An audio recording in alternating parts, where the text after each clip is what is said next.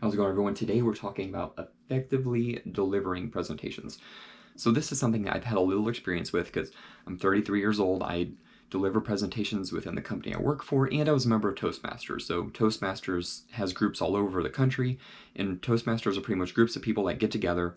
One person will get up and give a 3-minute speech, and then the people at the table will write down immediate feedback, and then they can give it to them after their speech, and so they know things that they can work on. There's also a grammarian and an counter, and that was one thing that really helped me, is trying to get rid of those filler words where you're looking for the next thing to say and you go, and then you find it. What you got to realize when you're giving a presentation is if you have a gap, and that gap is just silence, it actually draws people in. It makes them more attentive. It makes them lean in to hear the next thing you're going to say. That pause almost draws in attention more than a filler word would.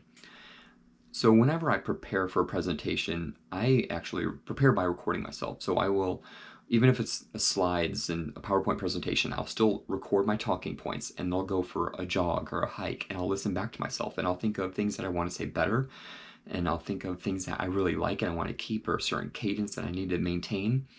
And I just kind of evaluate myself. That way, when I go to give that presentation, it's not going to be the first time that I heard it. Another thing that I do is I anticipate the impromptu questions in the presentation. So I have a coworker, and he always asks about Amazon reviews. So if I'm trying to bring a product to market, I'll be like, well, how do you expect to have this product to have good Amazon reviews? And he's just obsessed with Amazon reviews. And so that's a knowing your audience. And I'm going to have something in my back pocket for him, which is kind of my next tip, is gather data and statistics. We love numbers. Just think of all the clickbait stuff out there. Top 10 things of this. 80% of people do this. When we see numbers, we engage, we get interested. So find numbers that go with your presentation. And then so when that gentleman I work with says, how do you anticipate to have good Amazon reviews? I will then say, well, 80% of the competition does this. We're also planning on incorporating this with our product. Therefore, we anticipate having the same results. So finally, when it comes to effectively delivering presentations, high energy. This is something comes natural to me, but I encourage other people to develop the skill of just carrying high energy.